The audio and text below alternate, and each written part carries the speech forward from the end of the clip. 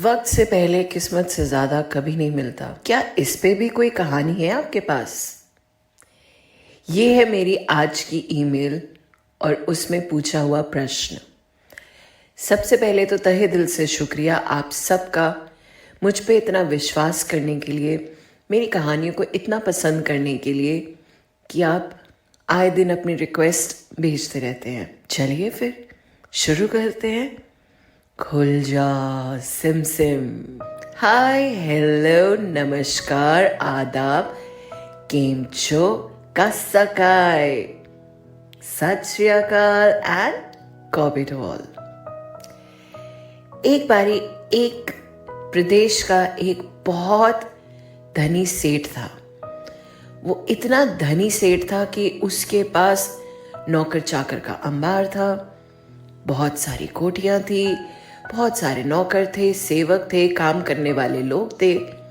ना सिर्फ खेत थे बल्कि मिल भी थी, और हर कोई जो उसके साथ काम करता था हर समय खुश रहता था। उसके दरवाजे पर, उसकी दहलीज पर आया हुआ कोई भी आदमी खाली हाथ वापस नहीं जाता था। उसकी एक बेटी थी, बेटी की शादी हुई थी। शादी जिससे हुई थी वो उतना अमीर नहीं था जितना ये सेठ था, बल्कि शादी के बाद धीरे धीरे उसकी बेटी के घर में खाने के लाले पड़ गए। बेटी की माँ बड़ी परेशान थी। अपने पति को बोली, अजी सुनिए, सबकी सहायता करते हैं, ऊपर वाले ने हमको भर भर के दिया है, आप अपने दामाद के लिए कुछ करते क्यों नहीं? सेठ ने कहा, मैं थोड़ी ना करने वाला हूँ, करने वाला तो वो ऊपर बैठा है। जब हमारी पुत्री और हमारे जवाई, उनकी किस्मत में धन होगा, सुख समृद्धि होगी, उसको जरूर मिलेगा। पत्नी बड़ी परेशान, ये कैसी बातें हैं, कैसे पति हैं?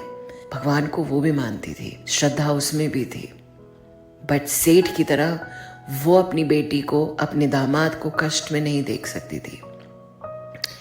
एक दिन दामाद आया उसके यहाँ पर। उन्होंने दामाद के लिए खाना परोसा, स्वागत सत्कार करा। अब उस जमाने में आजकल के तौर तरीके वाली गाड़ियां और तेज तरार ट्रेन और ये सब चीजें तो थी नहीं। दामाद की वापसी के लिए उन्होंने उसको एक पोटली में लड्डू बना के दिए। वो लड्डू उसने बना करके उसके अंदर में किया ये था कि हर लड्डू में एक एक अशर्फी रख दी थी सोने की। उसको था कि पति तो मेरी मदद करेगा नहीं अपनी बेटी और दामाद की, मैं ही इस तरह से चुपके से कर देती हूँ। दामाद को उन्होंने लड्डुओं से भरा हुआ थैला डब्बे समेत दे दिया और बड़े मुस्कुराते कहा, दामाद जी ये आपके रास्ते के लिए। दामाद ने भी पैर छुए और आज्ञा लेकर के अपने घर की तरफ चला गया। चलते चलते वो थैला पकड़ के वो थक गया। उसने कहा, खा तो आया ही हूं, क्या इतना थैला पकड़ के लेकर जाऊं? एक काम करता हूं, मुझे पता है रास्ते में एक हलवाई की दुकान आती है, मैं उस दुकान से पैसे ले लेता हूं ये लड्डुओं के बदले।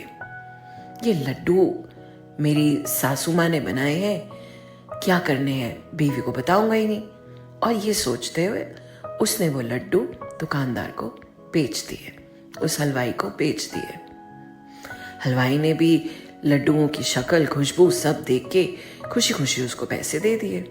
जवाई ने जेब में पैसे डाले, लड्डू लेके घर चला गया, पैसे लेके घर चला गया।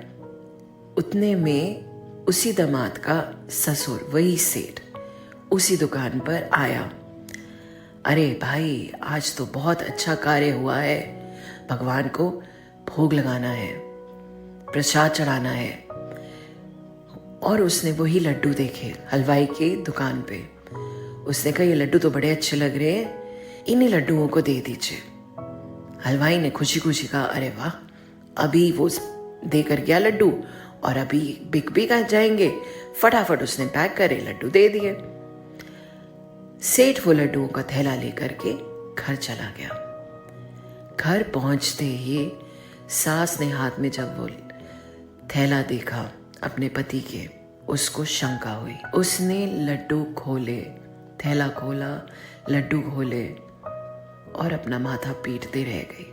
सेठ बड़े शंकित भाव से उसको देखने लगा। सेठानी ने सेठ के पैर छू लिए। सेठ ने कहा, अरे अरे अरे क्या हो गया, आज इतनी पतिव्रता? हाँ, मैं मान गई, वक्त से पहले किस्मत से ज्यादा किसी को नहीं मिलता। सेठ ने कहा, है इन लड्डुओं से ये ज्ञान कहाँ से आ गया तुम्हारे पास भगवान? और सेठानी ने सारी कहानी सेठ को सुना दी। सेठ मंद मंद मुस्कुराया, ऊपर वाले को शुक्राना करा और कहा, मुझे पता था जैसे कृपा मुझ पे करते हो मेरी पत्नी पर भी करोगे। क्यों भगवान?